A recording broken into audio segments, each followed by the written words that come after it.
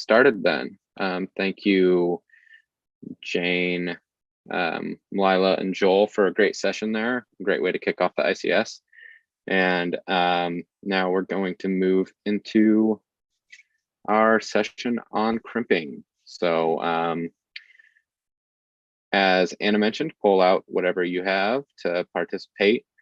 We have a great team to run you through it. I'm really just introducing them.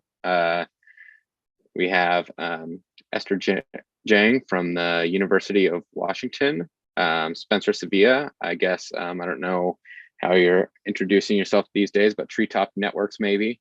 And then so also with the University of Washington and Althea, and too many friends. Right. And then Rob Johnson with NYC Mesh, and Adam Burka, a student and a member of the Seattle Community Network. So Esther, Actually, I'll hand it over to you. Adam couldn't make it, unfortunately. We had a time zone snafu, so like a bunch of the TAs thought it was at 2 p.m. Pacific, or I did. So I'm just rushing in after a meeting. Sorry. No worries. Always difficult working across time zones. Yeah, we have.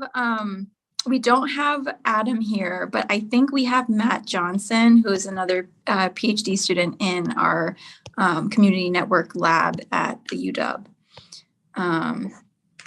Hello. Yeah, so thank you all so much for being here. I am in the meeting twice because my computer doesn't do audio. So I'm going to share my screen from my computer and be on my phone for the rest of it. So could I quickly get, I guess there are 67 participants here today. Are people able to raise hands and stuff? Yes. So I guess, great, awesome. I would like to quickly ask the room before we get started, like, if you could raise your hand if you have never crimped an Ethernet cable before and, you know, maybe like don't even know what it is.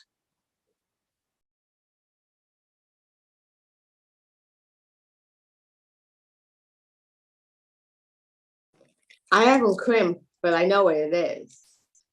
Cool. That's good. So yeah, it looks like we have maybe a quarter of the participants. So that's great. Yeah. Thank you so much for, you know, allowing us to introduce this stuff. Okay, so if you have crimped, you know, once or twice, maybe a few years ago, but feel a little rusty, need a little brush up, if you could raise your hand, that would be great.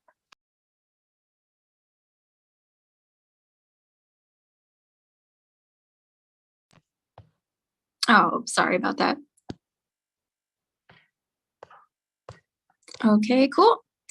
Yeah, and finally, if you're a pro, could you please raise your hand?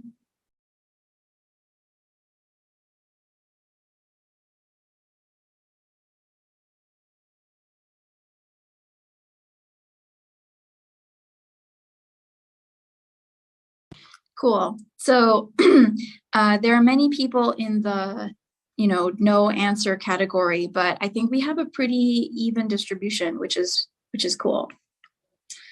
And I'm trying to figure out how to present. Are you also going to introduce the tools we got in the package? Yes. Yeah. Okay, can everyone see the screen? Yes. Awesome. Okay, so the names on this slide are like true to who made the slides last year, but the TAs are different. But I just wanted to call out, like, so, you know, we did this presentation last year, and Jillian and Grant are from NYC Mesh, helped make the slides, but they're not here today.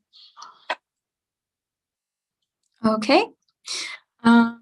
So yeah, let's get started with, the introducing the concept, like why are we doing crimping? What is crimping? Basically, we are doing, we're constructing Ethernet cables.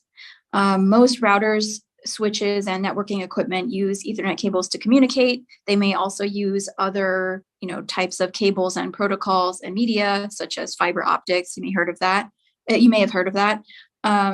So, building Ethernet cables is often a thing that you have to do or want to be able to do in case you're in a pinch and don't have a cable of the right length. Often, at least in the community networking case, you might be doing custom network installations. So let's say you have some sort of, wireless device on your roof, and you need to connect that via cable to some device inside your building, such as a Wi-Fi router that you're powering to create a Wi-Fi network. Then you often have to take a big spool and make these cables yourself.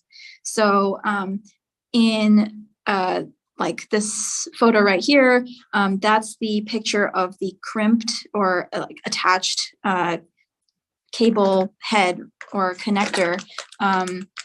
And you use a tool that you have in your toolkit to attach that onto that wire, which is in the spool. And this is an example of a case when I was setting up this network equipment on a roof on this building right here. And I had to make a 300-foot long cable to go from this equipment to the inside router. So the process of crimping is basically creating an electrical connection between that little, it's called an RJ45 connector. That's just the name of the connector. There's this tool called a crimp tool, and I think your crimp tools don't look like the picture, but they look more like this, if I'm not mistaken. So there are actually two different types of tools that people use. One of them is the one in the picture, which is the standard kind of more basic crimp tool. And then the tools that look like this, actually, could someone hold up their tool so I can see what tool you have? Interesting. Okay. We got pass-through ones. Yes. Yeah, that's right. Mine is also a pass-through, but Can you see this? Yes. Yeah, Judith, you have the same one that I have. I can also drop the link to the Amazon listing so we can see exactly. So these crimp tools have like multiple different form factors. This is my basic one that I have right here. And so all these tools are doing are, there's like a little, it's not quite a blade, but it's like a piece that applies pressure to the pins. If you look at the slide, these pins on the connector head and pushes them into the wires, which you have to strip from the cable like this. So there are like these individual wires in here that you want to connect to the pins on the head in a specific order. And in order to create that electrical connection, the pins are stabbing through the plastic insulation and touching the copper inside of these wires. And you want, so you can see here in the picture, these pins sort of stab through the wires. So the key thing is to have the wires lined up in the right order instead of just all, chaotic in some random order, because basically the communication protocol requires them to be in a certain order. And this order is standardized. So you can see in this picture in the bottom right, this is the order that you have to line up the wires in. And then you insert the wires into the heads right here. Take it out. Do you use the white cable or the black cable?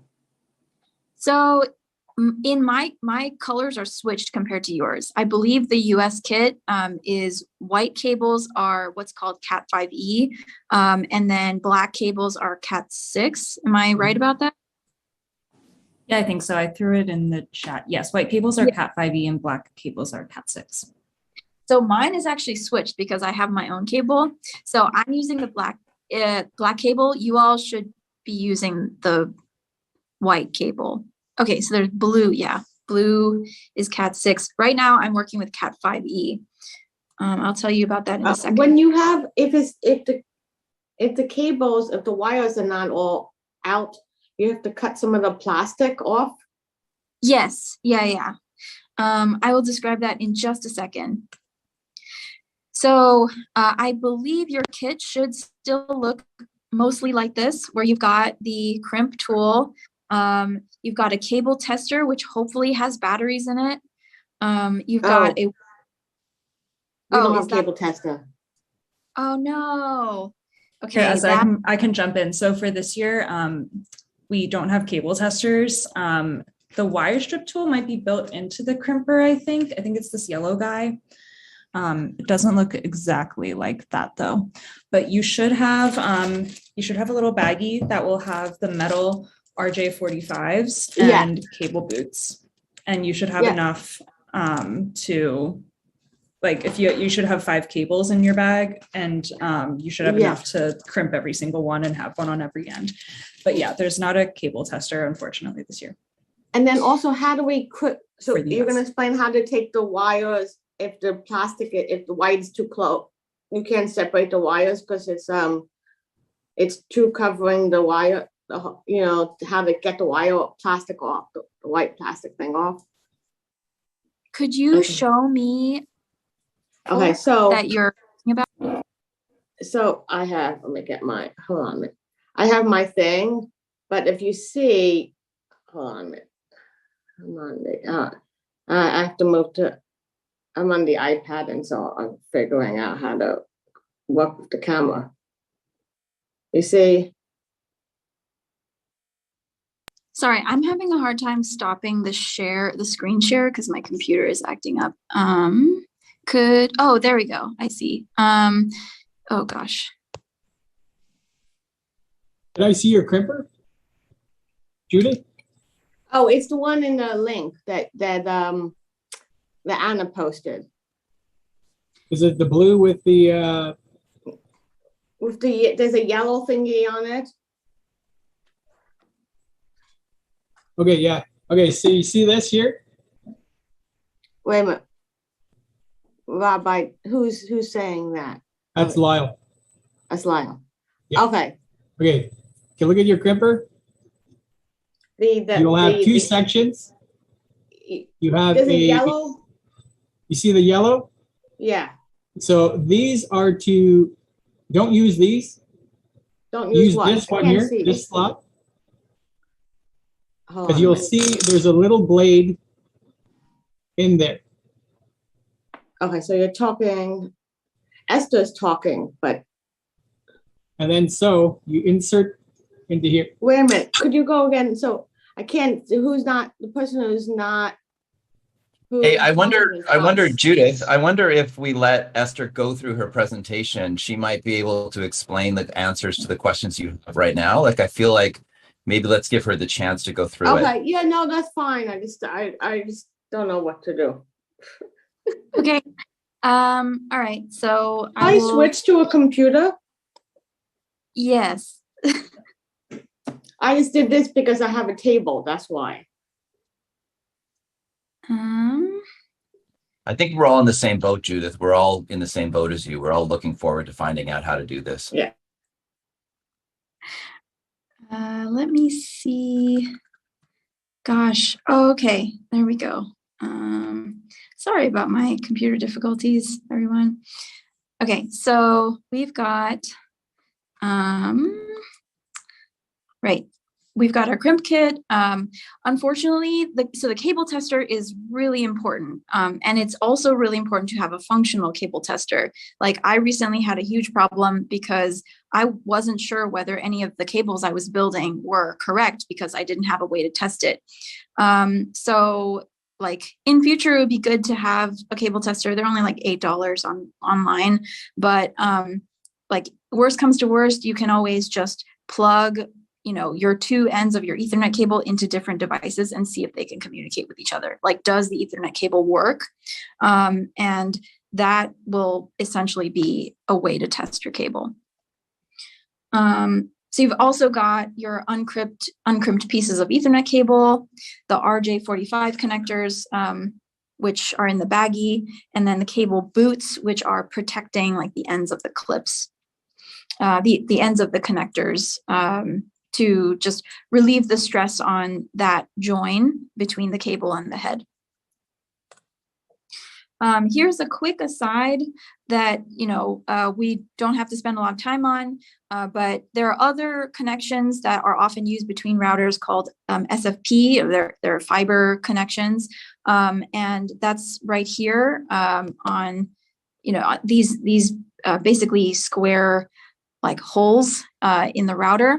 And basically, so there's, the Ethernet jacks, but also these SFP modules of different types for different speeds. You need something that looks like this in order to plug into those boxes. They're called SFP modules. So they're either going to plug into that slot and then have a connection for fiber cables, or for Ethernet. If you need to convert to Ethernet, you only have Ethernet cables.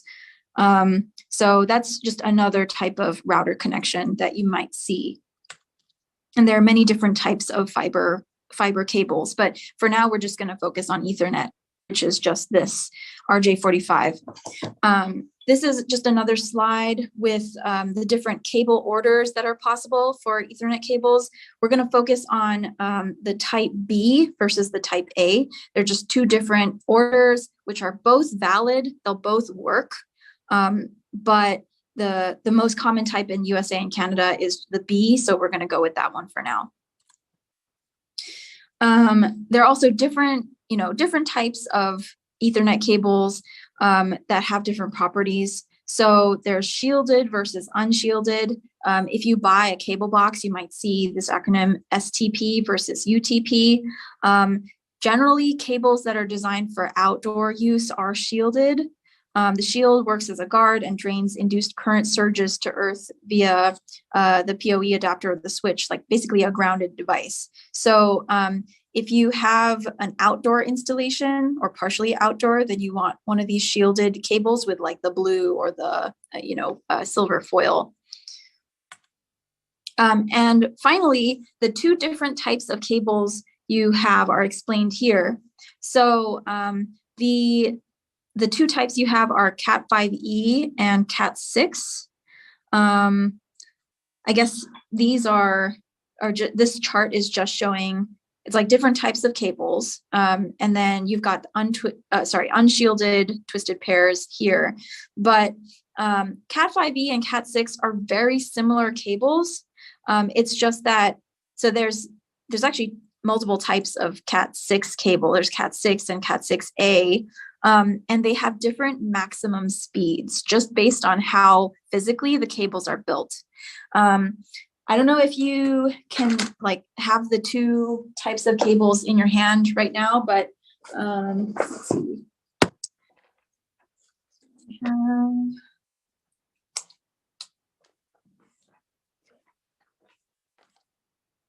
So in a Cat5e cable, you'll just have the wires without anything kind of in between them. In a Cat6 cable, you'll have to strip the insulation off a little bit to see this, but there's actually like a piece of plastic in between the twisted pair wires, which separates the pairs from each other. Do you see this? It's like it's got a cross section, and basically the construction of this cable just allows it to like have less interference between the signals passing through the different wires. And because of that, the rating for the max speed is different. So you can see the Cat6 has a higher max speed of 10 gigabits at shorter lengths. And that's just something to know if, you know, you're planning for deployment with like a certain max speed. Do you need Cat6 cable or do you need Cat5e? Okay, so finally, I'm going to explain like pretty much step by step exactly what we need to do. So you have, you know, you start out with your wire, heading back to the starting point. You have just the cut wire. You will use a strip tool. So, you know, you have something in your kit that will do this. It might be built into the crimp tool, but I have this little doohickey with a blade here that I attach onto the insulation, and I basically just spin it around so that the blade is cutting off the insulation and then pull it off. So that's step one that you see on the slide. And then step two, I just take off this shielding, this like blue foil. And there's also in mine, there's a ground wire, which I can just pull off to the side. Then there's like a layer of plastic, which I also will remove. I actually really like to have a pair of scissors on hand because I find it easier to work with for certain tasks like this.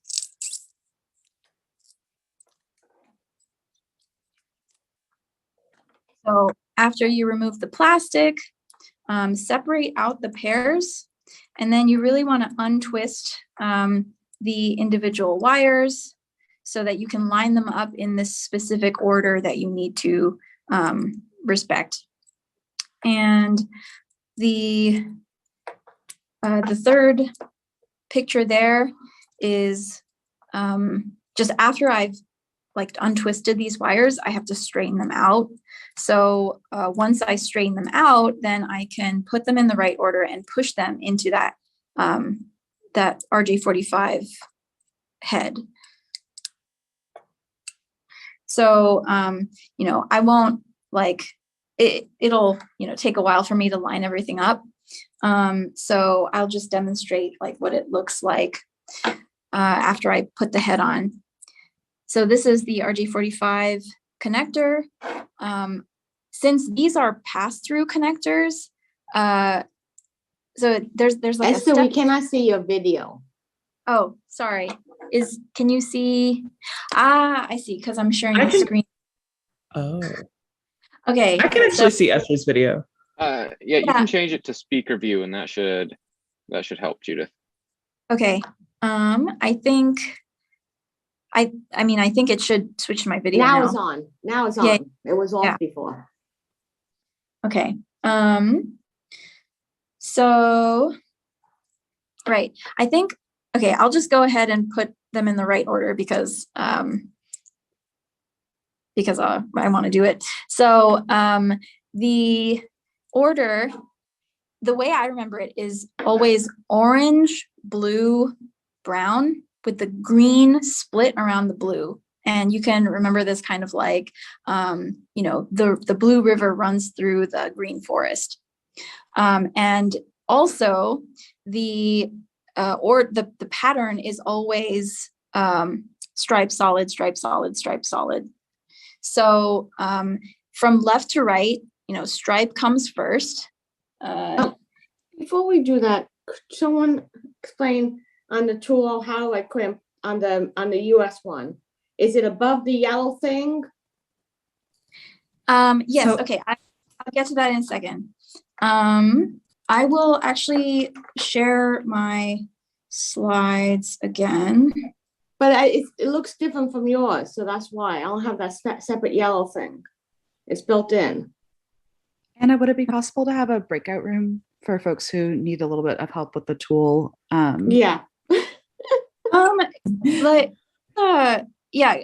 I'm gonna continue through the slides one more. Keep going, Esther. I'll interface with IT. So really what you're asking about is the crimping. So I'm still back a step from there. Like you need to put the wires in the right order and then put the connector on them. So, okay, I don't have like, yeah, I'm just gonna show you what it looks like without worrying about the order. So let's see. Basically, you're gonna end up pushing the, can you see my video? You can't see my video. Yeah, we can. Yeah. Yeah, so we can see it. You just have to hit speaker view. Okay. Yeah, so you're gonna end up pushing that connector onto the wires like this. And so you have to like push them in until the wires actually poke out the other side. These connectors are pass-through connectors, so they're actually they're different from the ones I have in the slides here. So if you have the standard crimp tool, then you actually need to cut the wires to the right length. So after you strip it, you have to like trim them straight like this. And then when you push them into the connector head, you have to make sure that all the ends of those wires are pushing all the way to the end of the connector like that. However, with the pass-throughs, which are like a newer design and supposedly easier to use, you don't have to do that step because the tool will actually trim the ends for you. And so let me see if I,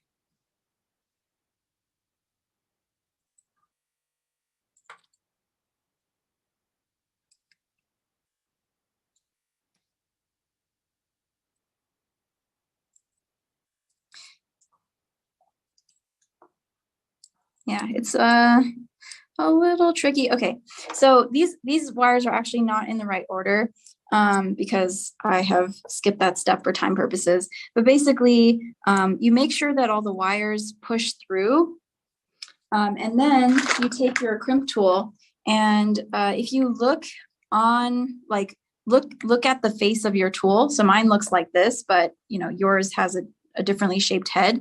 Then you basically, you find there might be two holes. Can someone show me their crimp tool again that they received? Okay. Yeah, so there are two, you see two square holes there, right? One of them should say 8P, and or something like that. It's like the bigger hole. And then there's like one that says 6P. So 8P is referring to the Ethernet cable with the 8 wires. So there are 4 twisted pairs, which is 8.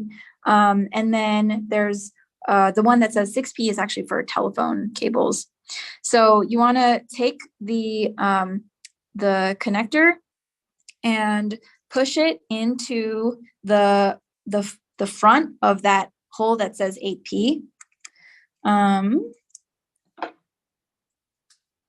Let's see.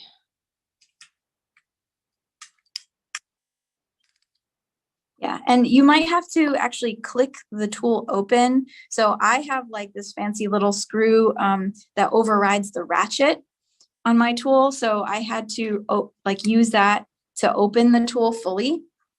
But in your case, I'm not sure if you have that. So once you've got it open, you should be able to fit the crimper like to the or sorry, the RJ45 head into the hole. And then you basically just squeeze as hard as you can. And you can see there's a blade on the other side that chops off the ends of those wires. So it trims them to the right length. And, you know, sometimes the trimmer might not fully work, in which case you have to make up for its failures.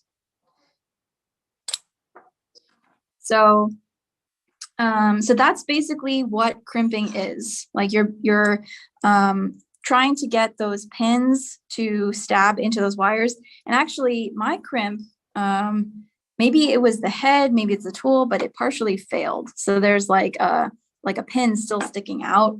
That sucks. And this is why like you need to test your cables after you build them, but also just like take a good look at them to make sure the crimp has worked. So this failed. I don't think there's a way to recover from this, so I'm just gonna cut it off and redo this one. Okay, so the next step is really like once you've got the two ends of your cable built, then you want to test the cable by doing something. So either you use the cable tester, which shows you in order what each of the whether there's connectivity between the two ends of the wires for each of those 8 wires. And so it'll light up green on both ends of the tester if you have it right in the right order on both sides. But y'all don't have that yet, so maybe in the future you can test that. Okay, so Esther, yeah. can I ask a question on my tester? The G does not light up. So I'm assuming that's because I don't have a ground on mine. Is that correct? Yes. So I think like in general, even if I have a cable that where I've taken, you know, the ground wire and attached it to like, let's say you have one of those metal heads, RJ45 heads, then you really want to take that ground cable and like kind of twist it around or like make contact with that metal somehow. But even in the case where the like the cable is kind of grounded all the way through, it's not grounded to earth. So if you want that G to light up green, I think what you have to do is actually ground it, like have the object you're plugging into grounded to like an earth ground. Right, but the more common one is that it's not grounded, and so the G doesn't light up. Yes. Correct. Okay, gotcha. Yeah. Or it's red. In all of my testers, it just is red. If it's not grounded. Okay, so like we're gonna go into breakout rooms so that people can try the crimping for themselves with hopefully in a mixed group of people who have like different levels of expertise. And I will copy the slides into the chat so that y'all can look up the diagram for the right cable order.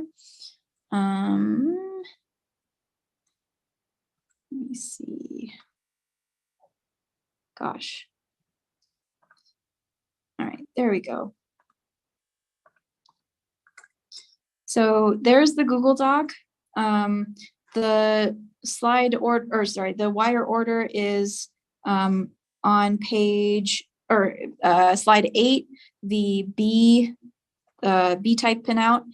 And I would highly recommend starting with the Cat 5e because it is easier to crimp than the Cat 6. The Cat 6, you have to do an additional step where you remove that little plastic inner separator. And the order is also on the crimping tool. So yeah, could someone put us into breakout rooms and allow the TAs, Spencer, Fern, Matt Johnson, Rob, and Innocent into like let us move between the breakout rooms if you can?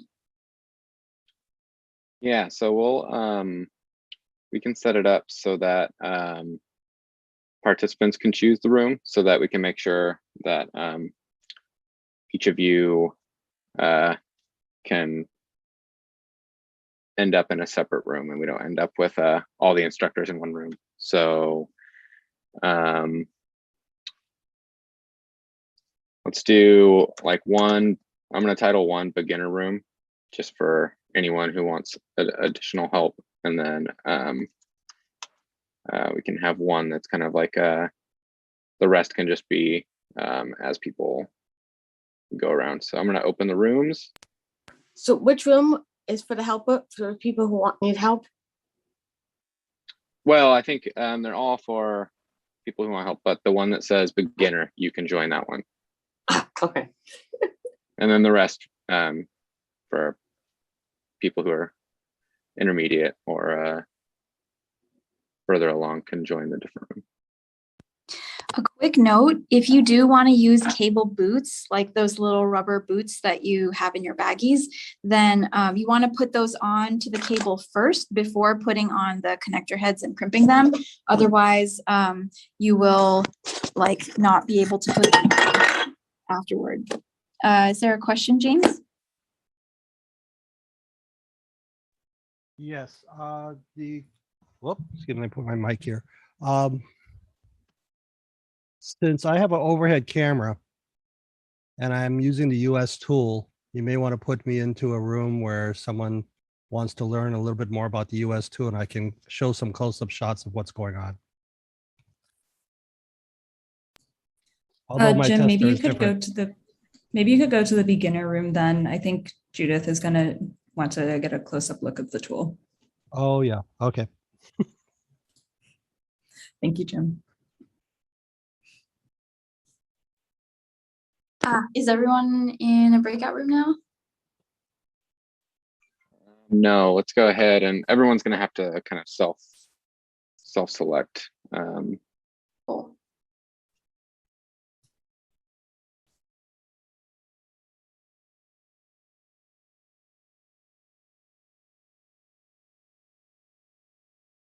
Hands-on instructions, and I couldn't figure out how to join with my other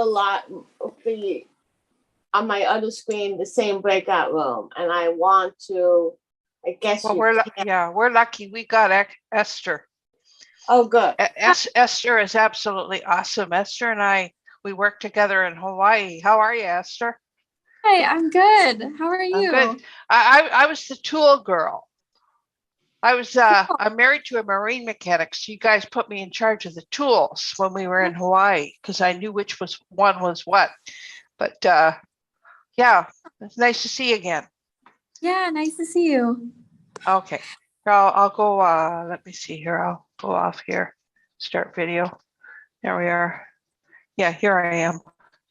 Hi. Here I am. Good to see you. We got some beginners here by the looks of it.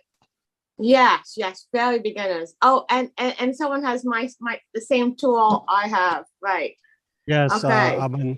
so I'm going to have this tool up here, and I don't know who wants to lead or whatever. I'll just follow along and show people what's going on, or I can chime in. Yeah, Awesome. I was gonna try to do it on the bigger screen, but I can't figure out how to join on the breakout room on the bigger screen because it's the same name. Okay, so yes, I and James will both walk through very slowly what we're doing. Yeah, so here I have my piece of cable. Y'all should be using the white cable.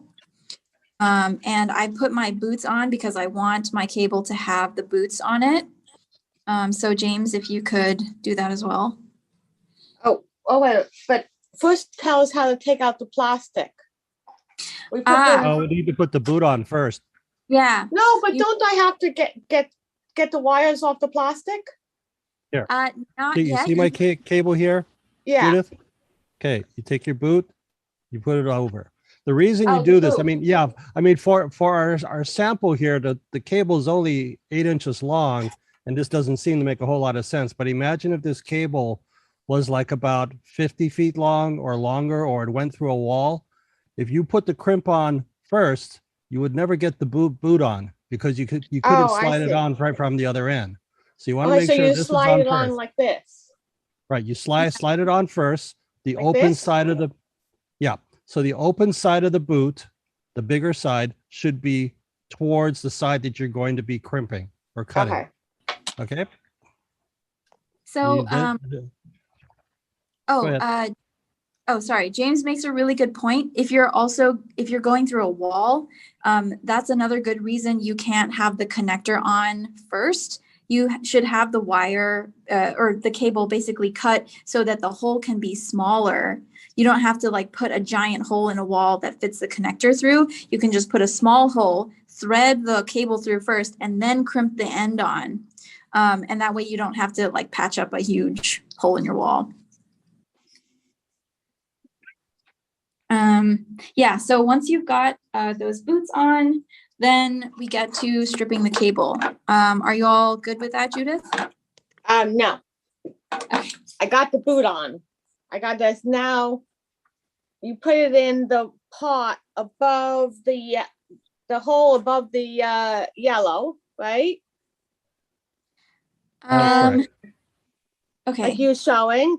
I have that. Yeah. And then I Yeah, push it down. Well, you need to put it in far enough. Let me get this here. You see? Like I think- See how? Yeah. Right. Okay. Okay. And then This process is actually a little bit delicate because you don't want to cut through the wires inside, the small wires at all. If you cut through them, then that will basically, like, you'll have to start over because you don't want those wires to be cut kind of at the same place and then touch each other. Like if the copper touches each other, separate wires, then that will create interference. I got it. Yeah, nice. So Yeah. does that still have the plastic on it? Can you show us? I can't tell. Does that have like a layer of plastic on it? Because mine, it had the foil. No, it doesn't seem to have any foil. Okay, there's no foil, and there's also There's no. 4 of them. And then I have Okay. to untwist them. Gotcha. Do you want to check those? Check the ends of those cables, like right where they exit the insulation, to make sure there are no little cuts in the individual like wire insulation. Doesn't look like there is. Okay, cool. It's just something to check. And It then looks to be fine. great, So awesome. I have to untie them, right? So I get them into different things. Like sorry, the stripe, Yes, see you have the- to the pairs, yeah. I have to untie them. And then the order was, hold on a second, I'm just finish untying them. I'm sorry, I'm a real beginner, so that's why. Of course. So I guess everyone has unshielded cables then, is that right? I don't know, this is what we got in the US packet. I don't know what the Canadian That's- packets got. that's correct. They're unshielded, Esther. All right, awesome. Well, you have Okay, less to do than me. So Okay, for so those then what people who we- are for those people who are now behind Judith, and we have the twisted pairs, you need to untwist those. What you don't want to do is do it in such a way where you're straining the cable or bending it or Is this folding good? it or anything like that. Yeah. One trick that I've learned over the years, you know that part that you cut off? yeah, Okay. You can actually take that, put it over the beginning of the twisted pair. Then you can just twist it around. to untwist it. Yeah, I did it with Okay. my fingers. Right. What I've noticed with some people that when I'm training them, they do it by hand, and sometimes they will end up inadvertently crimping the wire. You have to understand it's a very Oh. thin piece of copper, and if you keep bending the wire in the same place, accidentally or whatever, just like Yeah. getting a piece of metal and going back and forth, you'll have metal fatigue and the wire will break, or you'll have metal fatigue that you can't see, and when you put everything together, you're going to wonder why your cable is not working. Right, Okay. okay. Okay. So what were the colors again? How do we, So One, if you one thing, Oh, yeah. if I may interject, Esther, on your crimper, all the people who got the US one, you're going to see this here. This Yeah, on the back. wording. Yeah. Okay, so it says pin A, B. We're going to follow the B. And you're going to have your first pin is going to be your white, orange, then white, green, then blue, white, blue, green, Oh, I see, that's white, on brown, here. and brown. Yes, Oh, so we just follow this instructions. right. So long as you understand what those letters stand for, because I've had some people says, What is WBR? I mean, you have to understand what The those letters white, mean. orange. So So- that's the stripe one, right? Correct. Okay, white, orange, and then orange. Do we twist them? What do we do again? No, We you just lay them side by side.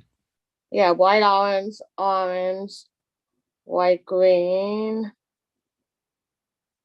All right, because she said stripes, yeah. And white, green, blue. Okay, blue goes here. And then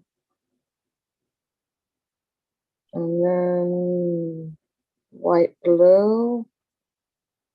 Okay, back of there. And there's green. And then there's,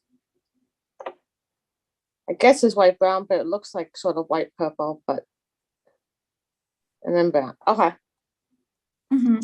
So the important thing to remember here, so I've untwisted mine sort of by hand. I find that just works better for me because I like the tactile feeling versus using the insulation, but you know, both methods are fine. Like basically you have to line them up pretty straight. And make sure that when you're straightening them out, they don't cross back again, because that's something that often happens. Right. Yeah. Yes. Yeah. So you keep them straight. I like to, you know, wiggle very gently back and forth to straighten them out a bit more and line them up. And like when you insert them finally into the connector head, you want to make sure that, again, like once after you've inserted it, you have to check to see if any of the wires have crossed back.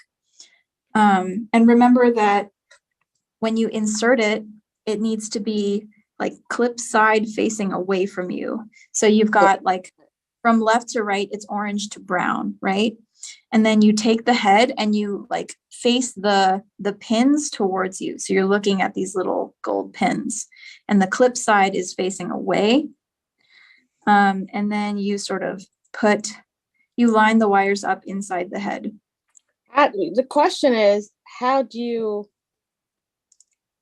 see that you're getting them in the right hole?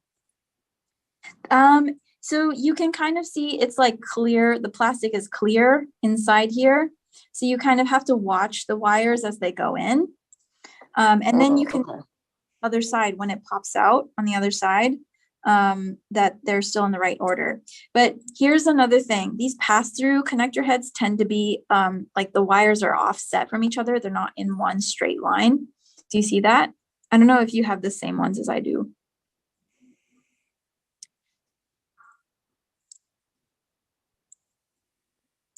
Okay, so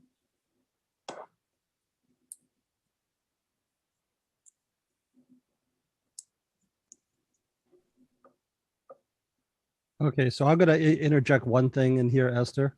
Yeah. On this crimper that the USP people have, this yellow section here, one side is to cut the wire through completely, and the other side is just to strip a section off of it. And the stripping part is only if you're going to be using connectors that are not a pass-through. Okay, in our case, these are pass-through, so we don't have to worry about that. The reason why I cut them is that even though you straighten them out, they're not necessarily straight at the end, right? It's sort of, you know, one's a little bit longer than the other and so forth. Yeah. And I find it's just easier when when you flatten these things out, you'll find a section here which is nice and flat. The ends are usually not really flat. You find that flat section, and you use this to trim so that they're all straight. Yeah, that's a really good idea. And that way, it's now easier to get it into that crazy connector. Those holes are pretty small. Yeah. Yeah, because I'm not having it's just like not going in. Yeah, so it helps, like James said, if you trim them so that the wires are lined up straight, and also make sure that those ends aren't like curvy. So if you straighten them all the way to the end, then they'll go in easier. Okay, so we put it in the in which hole? The second yellow or the first yellow? The one closer to the handle. Okay, it's first yellow. Okay. Okay, and then you what? You just trim them a little bit? You just clamp it all the way down. It'll act like a guillotine and just shut and cut off the ends. Yeah, okay. And then it did except for one of them. The orange, oh yeah, it got cut, but it just didn't break off. Yeah, usually you have Oh, to it didn't just get cut all the way.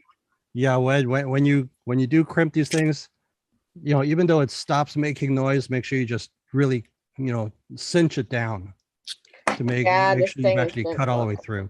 It didn't, Yeah, it didn't cut all the way through. So then you have to do another one because it didn't cut all the way through, or?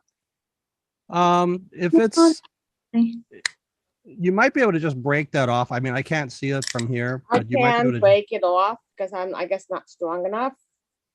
If But you you want me to use a or if scissor? you have a small cutter, like a small Yeah. scissors or cutter, like Yeah.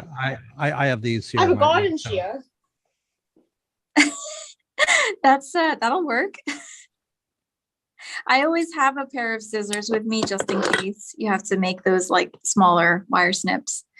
And yeah, really make sure to press down as firmly as possible, because some of these, you know, both the strip tools and the crimpers aren't made with, you know, the most precision. Hold on a minute. Okay, wait a minute. I'm cutting. Okay. Using the garden shears. And now I have to line them up again, right?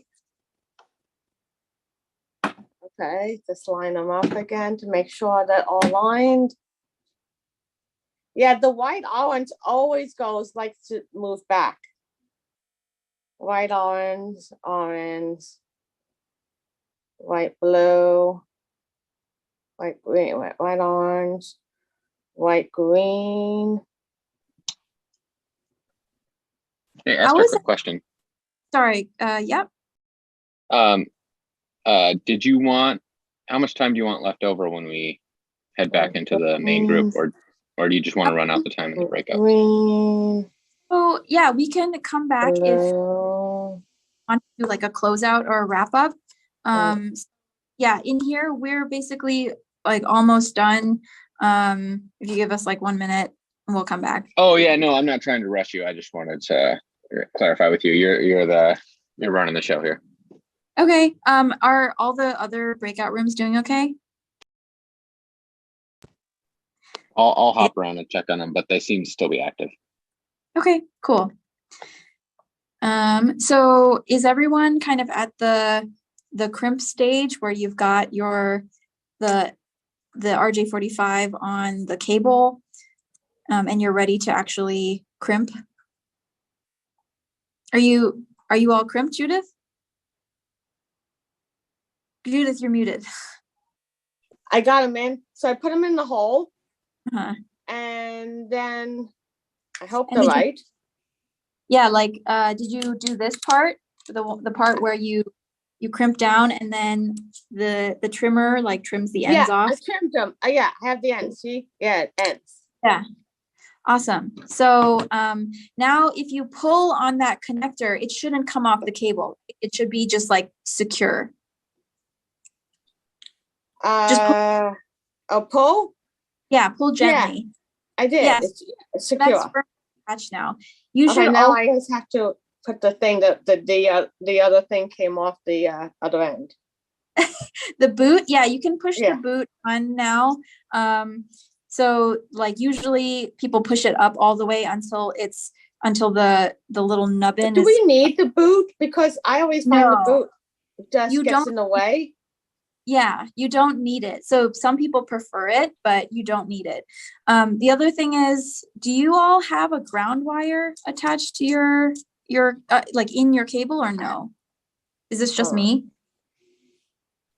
No, The I'm ones that were set with the kit do not have ground wires in them. all right. Okay. So then don't worry about it. But, I have a ground wire, so I'm just gonna, somehow secure it around my RJ45. So here's my question. So it doesn't, is this on all the way or? Yeah, that seems to be on. That's on just like mine. Oh, wait, it And, doesn't go, the white thing doesn't go all the way through.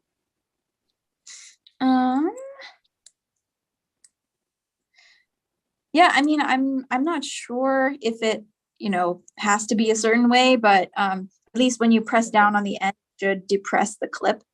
So Okay. I'm gonna pop out to the big group room now, if that's okay with y'all. I think we should go and wrap up. I have a very quick question. So I've crimped it, but now it's stuck. Like I've put it in here and I've crimped it, but my tool won't open again. Okay, so I believe it's a ratcheting tool, if I'm not mistaken. Yes, it is. So there should be like a little release knob of some kind in there, maybe. Yeah, there's a release knob on the bottom of the blue handle. There's like a little thingy that you press. At where the two pieces go together, where you hold in your hand. There's a little. Looks like. Yeah. So underneath the orange, like underneath that black thing in the orange, there's a little thingy sticking out. Yeah. I think that's the release. You pull that. That's the release knob. Okay, I'll play with it. That just seems to be the thing that ratchets it. There doesn't seem to be a release. I'll play with it. Thanks. Yeah, Barb, you might have you tried grabbing it and squeezing it harder? Yeah, So I've squeezed it as hard as I can. Oh, there we go. Thank you. There you go. Thanks, Nice. appreciate it. Okay, I'm gonna go back to the big room. Should we all go to the big room or what? They're going to be closing out the session. Unless someone has any other questions, I'll stay here for a while. No, so the question is, does this look accurate? Could you slide the boot back? I want to see what the connection is. Slide the white boot back. Yeah, I want to see how your wire's actually going into the connector. Okay, yeah, it looks good. Because what you want to do is make sure that when it goes into the connector, this white, let me get my wire back in the camera. Okay, this white section here goes into the connector. Yeah, the white section is in the connector. Okay, so when you crimp it, there's a little section here that will go down and it'll grab this white casing. Yeah, it's taking a little bit. It has a little bit of the white in there. Very little. Like it sort of pinches it a little bit, right? Yeah. And that's key. Keep it from going out. All right, because so you don't want to crimp it like this. This is why I stopped here. Also, this is another issue. The kit that they sent me, okay, they sent me the crimper that's the pass-through connector, but they sent all the connectors they sent me are not pass-through connectors. So if you have these that the wire doesn't pass through the end of the connector, you notice mine is just solid plastic. Yeah. At the end, right there's no holes to pass the wire through. In that case, you're going to have to get really good at this. This is the old style, where you actually have to cut these wires at the exact length. Well, that's why you told us to do that. Yeah, I mean, literally, you would cut it to here. Okay. Oh, whereas I didn't measure. So with the pass-throughs, what the great thing about pass-through is that when you slide these wires through, and if it's a pass-through connector, the connector slides all the way down and all the wires hang out the front end. And then you put it in the crimper and you crimp it and it just cuts off the end. These are the non-pass-through connectors. And let's just say you're going to need a lot more practice to work with these. Okay. Yeah. Okay. But I think it's crimping it on the little bit. Yeah, that's what you want to do is make Tiny make little sure bit. that it's in there. Yeah. Okay. So let me go out. Okay. I'm gonna go back to the main room then.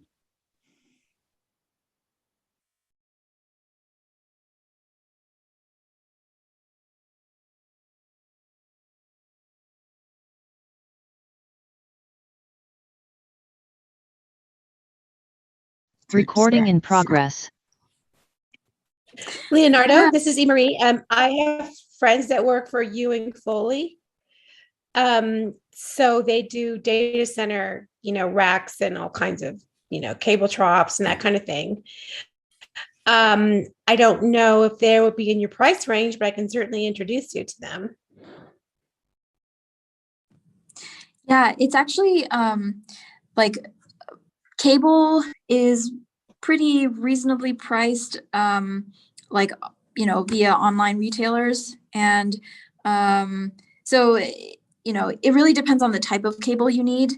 I've found that, once you get to outdoor rated, like Cat 6A or Cat 7, things can get a little bit expensive, especially because the connectors you need are also like, they may be different. They may not be the standard, cheap ones. So it really depends on the type of cable. But for Cat 5e or Cat 6, I go through, just retailers online that sell for maybe 150 to 200 a box. And those are for 1,000 feet of cable. So it really depends on how much bulk you need. If you need a lot more than that, then maybe you want to look into, these data center suppliers, et cetera.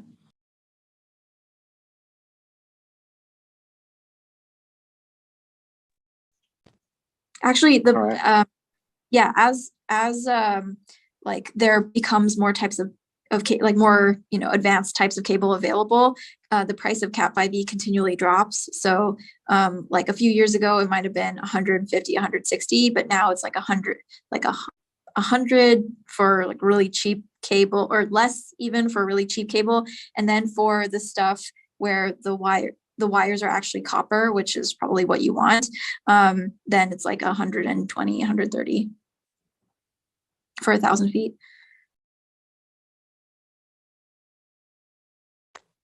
What I would avoid pretty much at all costs is cable labeled CCA or copper clad aluminum.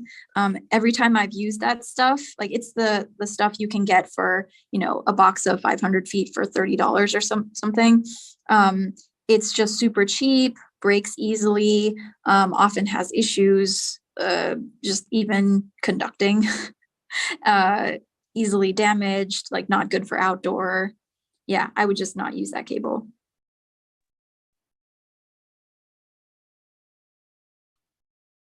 All right, are there any other questions? I just wanted to ask Esther, Dustin, if she's noticing any shortages on the market due to COVID in cable or connectors or anything like that. Maybe. I mean, maybe when it comes to like Cat 6A or Cat 7, I've particularly had a hard time. Like I have a shipment of Cat 6A like outdoor rated, which is delayed for like a month. But for sorry, was I muted? Oh, just for the last few seconds. But now you're muted again. Oh gosh. Okay. Sorry about that. Like I haven't noticed anything for regular Cat 6 or Cat 5e, but for Cat 6A or Cat 7, especially the outdoor rated stuff, like I have a shipment a month delayed. I see that Brooke put up her hand. Hi, so I just had a question. If we don't have the pass-through connectors, how far does the white protective sleeve need to go? Does it need to go all the way to the metal parts at the end here? I would say the metal, the head should cover the insulation. So the way you have it seems fine. Yeah, like it should, the insulation should ideally go like inside the head, but not so much that it's impeding wires from going into the head. Just because like otherwise there'll be a weak point where it's just those bare 8 wires, like with a potential breakage, like with no insulation to protect it from bending too much. So you see how your connector has two heights? The fatter part where the cable enters. You want the jacket to go through that whole width of that higher part of the cable, the fatter part of the connector. Perfect. Thank you. Yeah, because when I did it after we crimped them, I didn't know. And it's only pinching the top of the white part. Because it does not enough. It's only pinching the top of the white part. Yeah, What so Not as much as yours. It's just the white part is a little bit below the metal, above the metal. that's okay. Like it'll still work fine. It's just that for the most, security and the least likelihood of breakage, you should push in the insulation as far as you can. Okay. Pass-through connectors, those wires can just go straight through. Like you have to worry much more about this when you don't have pass-through connectors. And then the uninsulated part of your wire, like your 8 wires, has to be the right length to just barely, fill this space. Right. And then insulation should be in this bottom space here. Yeah, I guess I cut it a little bit too, the white thing a little bit too much. Okay, so let's get our language squared away. You got the cable initially it's jacketed, and so the white part you talk about is a jacket, right? And you don't want the wire sticking past the jacket to be too long if you don't have a pass through. Now the wires that's past the jacket is still insulated because they're going to be pierced by the copper contacts of the connector when you crimp them. But you want to make sure that all those wires are long enough to get all the way to the end of the connector so that when you do a crimp, you have a solid copper to copper connection through the connector pins. And you need enough of the jacket to give it mechanical strength when you crimp it together. Yeah. So if you stripped off too much of the jacket and you don't have a pass through, then you have to trim the wires. Otherwise, your cable won't be stable for a long period of time. Right. Hey, Rob, are you there? Yes, I am. Oh, sorry. That was talking to Rob Johnson, who has who had the cable tester on the table there. Mm-hmm. Okay, so would you be able to give a quick demo of like the cable testing real quick, just so that we have one? Sure. Yeah. Give me 1 second. I'll grab it. Sorry. Yeah, I just realized you had those two. Which one to look at? Yep. Give me just 1 second. Okay. I think, let me know if this isn't working, but I've got a cable tester here. Turn it around the right way. So, unfortunately, I don't have the perfect cable tester to show because I work with a lot of power over Ethernet equipment, and that blows out pins 4 and 5 if we hook it up wrong. But we will do our best here. So it's going to walk down. It'll show 4 and 5 off. Don't worry about it. Everything else works okay. Yeah. I didn't realize that happened because that happened to one of my testers too. Yeah, I've actually replaced the LEDs in pins 4 and 5 many times, but I've just kind of stopped doing it at this point. Yeah, interesting. One of the things that's cool about cable tester is that you can remove the halves. So if you're like working on a roof, you can leave this up on the roof and go down in an apartment or wherever it is you're working and like plug them in and check it out. Yeah. Also, I just had it here for 1 more second. The thing that Eugene was talking about, if you can see on this cable, and I don't know if you can, there's kind of a little tooth that the crimper pushes into the jacket. And that tooth is what's providing like structural stability for the head. And so when you crimp down, that tooth gets pressed in you need to have the jacket. If you don't have a push through, you need to have the jacket far enough in that that tooth can grab it. Otherwise, it will work, but it won't be like a really good connection long term, because the stress will be on the like metal teeth, and that's not what you want. You want the plastic on plastic, which is like a lot stronger. But I know I had a good view of it, so I figured I'd just share.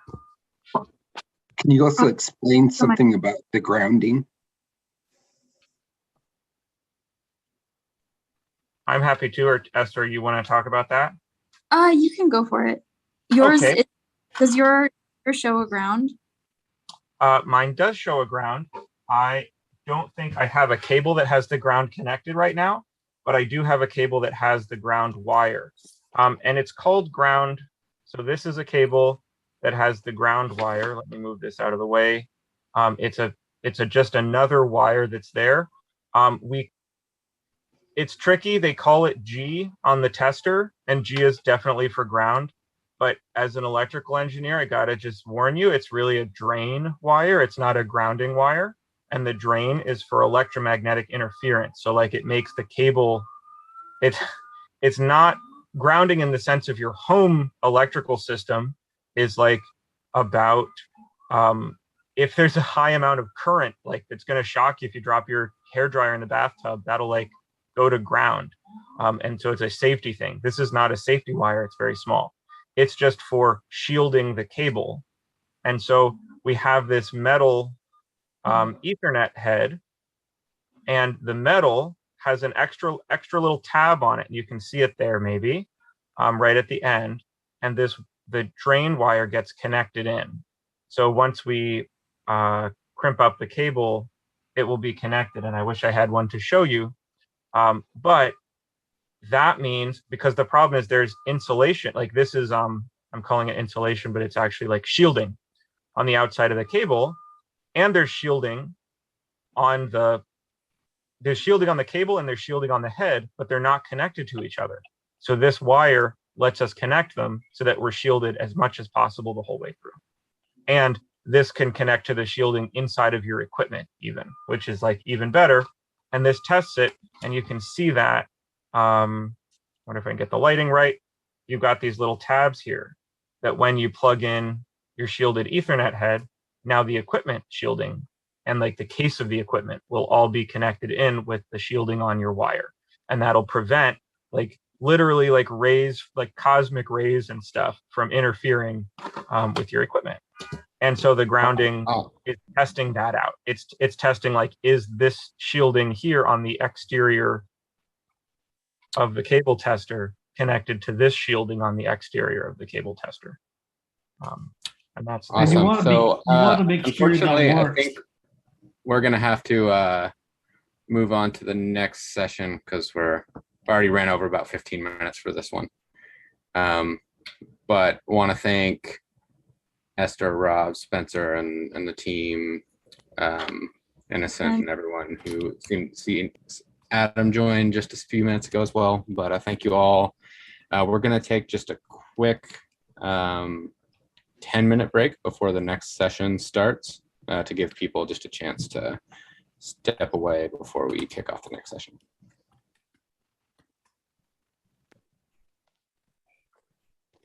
Thanks, everyone. Thanks, Esther. Thank you.